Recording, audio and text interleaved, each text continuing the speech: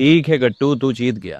अपनी जान जोखिम में मत डाल, चल मेरे साथ, हम दोनों मिलकर इस मुसीबत का सामना करेंगे। 2 दिन का कठिन सफर तय करने के बाद वे दोनों उस मायावी जंगल की सीमाओं के भीतर दाखिल हुए। वहाँ की हवा में ही एक अजीब सा खौफ था। तभी अचानक उनके सामने रास्ता रोककर एक भयानक डायन आ खड़ी हुई।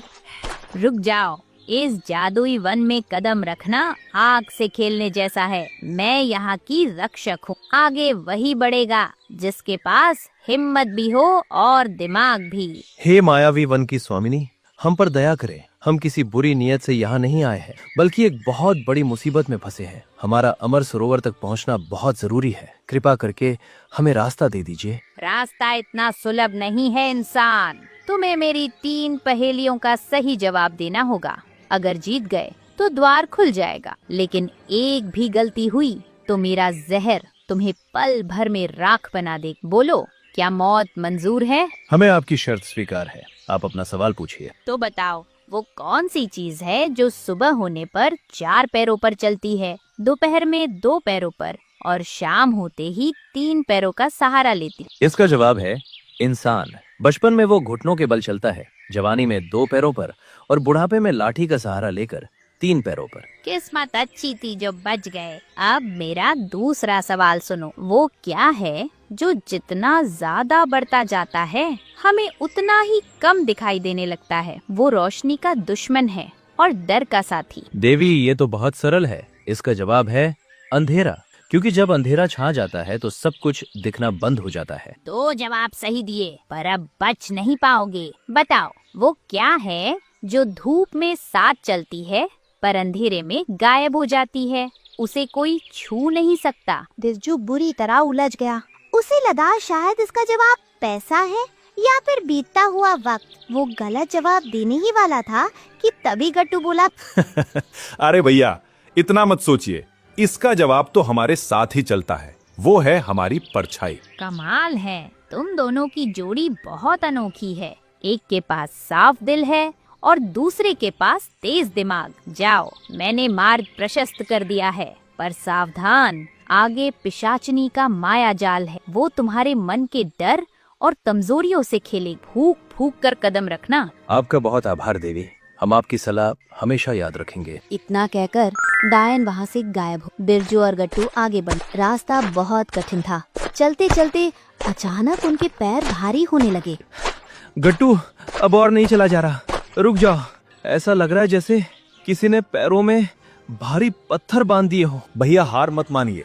ये असली थकान नहीं, बल्कि इस मायावी जंगल का जादू है। वो आपके मन को कमजोर कर रहा है ताकि आप यहीं रुक जाएं और हमेशा के लिए इसी जंगल का हिस्सा बन जाएं। नहीं गट्टू, अब बस मेरी हिम्मत जवाब दे रही है। आंखों के आगे अंधेरा छा रहा है। लगता है मैं राधा को ठीक नहीं कर पाऊंगा। काली परछाइयां बिरजू को अपनी चपेट में ले रही थी।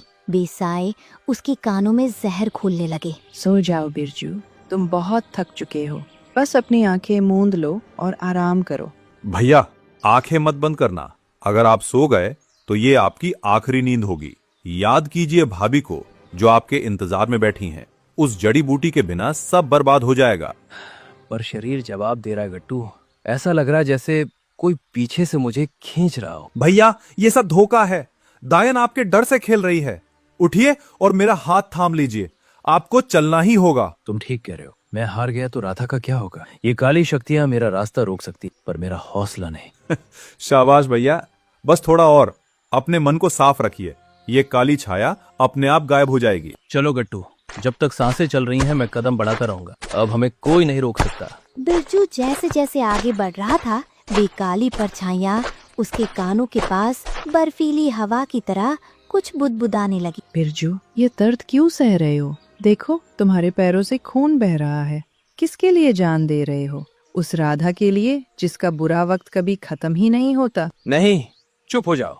मुझे तुम्हारी कोई बात नहीं सुननी। मुझे कोई लालच नहीं चाहिए। भैया, क्या हुआ? आप थम क्यों गए? हम मंजिल के एकदम पास हैं। हिम्मत रखिए। गट्टू, मुझे अजीब आवाजें आ रही हैं। कोई औरत मेरे कान में बोल रही है। वो मुझे राजा बनाने का लालच दे रही है। मुझे डर लग रहा है। शांत हो जाइए भैया, यहाँ कोई नहीं है। ये पिशाचनी का आवाज वाला जादू है। वो आपके दिमाग को भटका रही है। उसकी बातों को अनसुना कर दीजिए। कैसे अनसुना करूं गट्टू? उसकी आवाज दिमाग को चीर रही है। वो कह रही है कि राधा को छोड़ दो, गरीबी को भूल जाओ। वो मुझसे शादी करना चाहती है। वो मुझे अपनी गिरफ्त में ले रही है गट्टू। देख बिरजू, ये गधा कितना शातिर है, तुझे सच से रोक रहा है। इसे बता क्यों नहीं देता कि इसकी जान उस साधु की उधारी है। सच बोल और आजाद हो जा। गट्टू, वो फिर से सच उगरवाने को कह रही है। मुझे डर है कि कहीं मेरे मुंह से कुछ उल्टा सुल्टा निकल ना जाए। मुझे बचा लो गट्टू। भैया, मेरी आंखों में देखिए, जब आप कमजोर पड़ते हैं तभी वह आप पर हावी होती है। हिम्मत मत हारिए। नहीं, मेरी राधा से बढ़कर कुछ नहीं है। मुझे तेरी कोई बात नहीं सुननी। बिरजू को टूटता देख गट्टू का सब्र खत्म हो, उसे अब गुस्सा आ रहा। बहुत हुआ छिपकर वार करना। ऐ दुष्ट चुड़ैल, सामने आ। हवाओं में छिपकर क्या कायरों की तरह वार कर रही है? हिम्मत है तो मेरे सामने आकर बात कर। एक मामूली जानवर की इतनी हिम्मत? तुझे और तेरे बिरजू भैया की जान प्यारी नहीं है क्या? मैं चाहूँ तो पल भर में तुम दोनों का काम तमाम कर दूं। मुझे डराने की भूल मत कर। तुझे पता है मेरे पास जादुई ताकत है। अगर मैंने अपनी शक्तियों का इस्तेमाल किया तो तेरा यह काला जंगल राख हो जाएगा। मैं यहाँ लड़ने नहीं, अपने भैया की मदद करने आया हूँ। ताकत तो है तेरे पास, पर क्या तू उन्हें अपने बिरजू पर चलाएगा?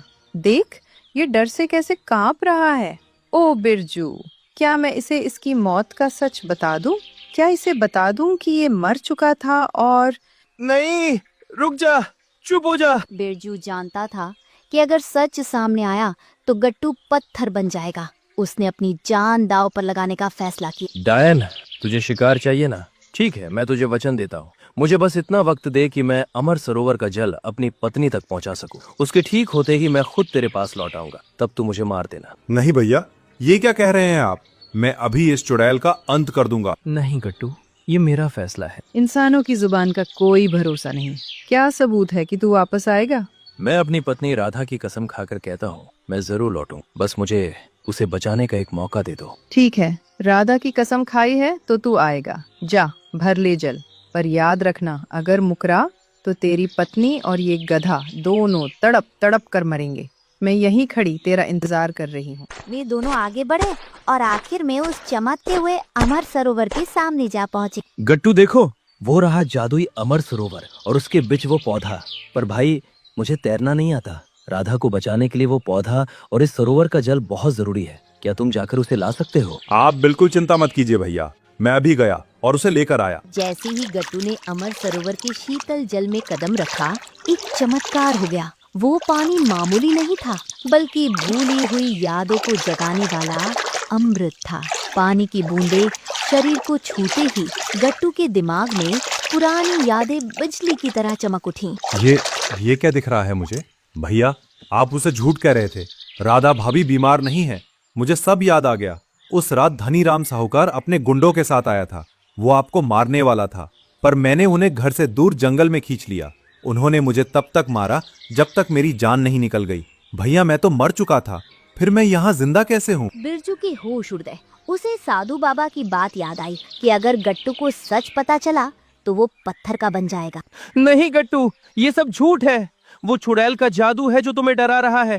तुम मरे नहीं थे, बस बेहोश हुए थे। मेरी बात मानो, जल्दी से जड़ी बूटी तोड़ो और बाहर आओ।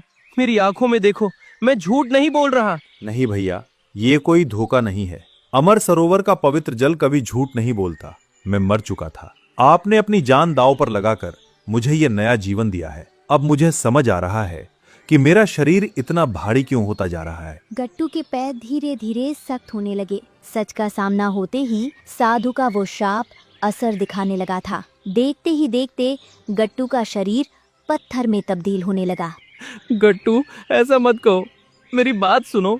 पत्थर मत बनो। मैं तुम्हें फिर से नहीं खोना चाहता। वापस आ जाओ गट्टू। भैया, रोइए मत। मैंने आपकी जान बचाई और आपने मुझे 7 दिन की जिंदगी दी।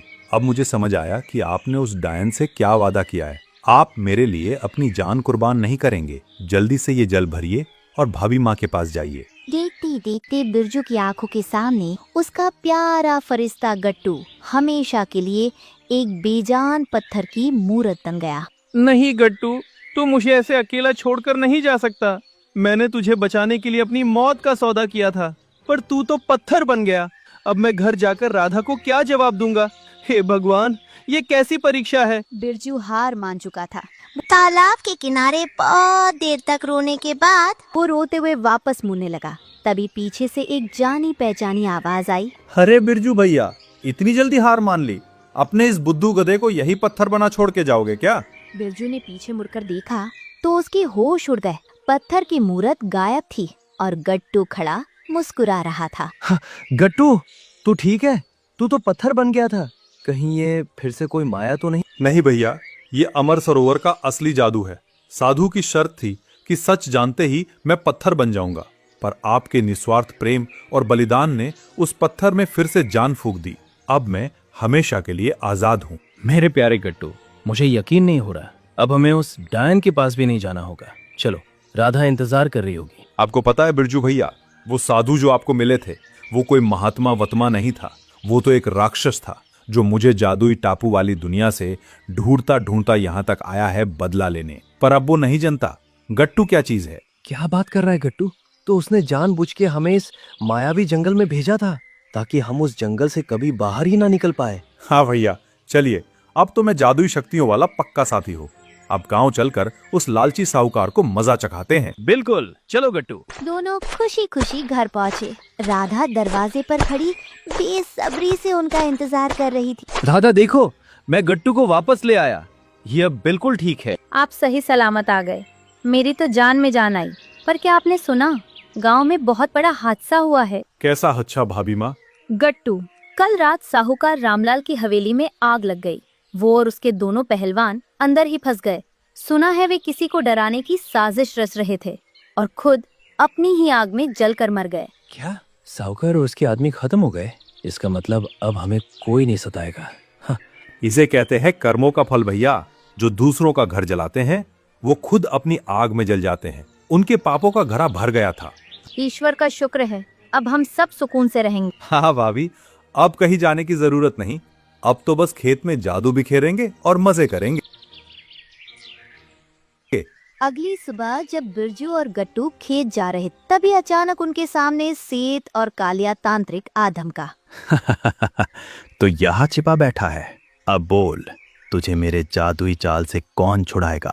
तांत्रिक को अंदाजा भी नहीं था कि गट्टू अब जादुई शक्तियों से लैस है। गट्टू चाहे तो उसे चुटकी में राख कर सकता था। सुन रहे हो कल्लू तांत्रिक? पुराने एपिसोड वाली भूल मत करना। अब मैं वो सीधा साधा गट्टू नहीं रहा जो तेरी धमकियों से डर जाए। बहुत बोल लिया, अब तेरा खेल खत्म। तुझे कोई नहीं बचा पाएगा। तांत्रिक गट्टू पर काला जादू फेंकता है पर गट्टू को खरोच तक नहीं आती। तांत्रिक के होश उड़ जाते। ये क्या अनर्थ है? मेरा मंत्र इस पर बेअसर क्यों हो रहा है? तेरा जादू अब नहीं चलेगा। शरीफ बनकर कह रहा हूँ, यहाँ से भाग जा, वरना मुझे अपना असली रूप दिखाना पड़ेगा। तांत्रिक बुरी तरह डर जाता है और गायब होने से पहले चिल्लाता है। अभी जा रहा हूँ, पर याद रखना, मैं उस साधु के साथ फिर लौटूंगा। तुम दोनों का अंत पक्का है, देख लेना। तांत्रिक धुएं की तरह गायब हो गया। गट्टू, ये कौन था और ये तुझे मारने की बात क्यों कर रहा था? छोड़िए भैया, ये तो पहले भाग से ही पीछे पड़ा है। लगता है अब इसके बुरे दिन करीब आ गए हैं। तभी गट्टू को अचानक याद आया कि उसका असली मकसद तो अपने पुराने मालिक को ढूंढना था। भैया, एक मदद चाहिए। मैं अपने पुराने मालिक को ढूंढ रहा हूँ। हम एक ऐसी शर्त में बंधे हैं कि जादुई शक्तियों के बाद भी एक दूसरे को ढूंढ नहीं सकते। क्या तुम्हारे मालिक के पास भी तुम्हारी तरह जादुई ताकत है? हाँ भैया, उनके पास भी बहुत शक्तियां हैं। तो क्या तुम हमें छोड़कर चले जाओगे गट्टू? नहीं भाभी, आप तो मेरी माँ जैसी हैं। मैं जहां भी जाऊंगा आप दोनों को साथ लेकर जाऊंगा। हम सब मिलकर उन्हें ढूंढेंगे और साथ रहेंगे। ठीक है गट्टू, मैंने सुना है पास वाले गांव में 2 दिन पहले एक बहुत बड़े महात्मा आए हैं। हम कल ही उनके पास चलेंगे और पूछेंगे कि तुम्हारे मालिक कैसे मिलेंगे। तो दोस्तों, गट्टू और उसका मालिक अभी तक नहीं मिल पाए हैं। अगर आप चाहते हैं कि ये दोनों जल्दी मिले तो कमेंट्स की छड़ी लगा दीजिए और सब्सक्राइब बटन को तो ऐसा दबाइए कि बटन भी बोल पड़े। गट्टू को उसके मालिक से मिलाने के लिए सब्सक्राइब करना तो बनता है। अगली कहानी में देखेंगे क्या गट्टू को उसका मालिक मिलेगा, क्या वे किसी नई राह पर निकलेंगे। और हाँ, बिरजू भैया भी साथ होंगे उस तांत्रिक, लालची सेठ और राक्षस साधु का अंत करने की प्लानिंग में। तो चलिए मिलते हैं अगले हफ्ते एक नई कहानी के साथ।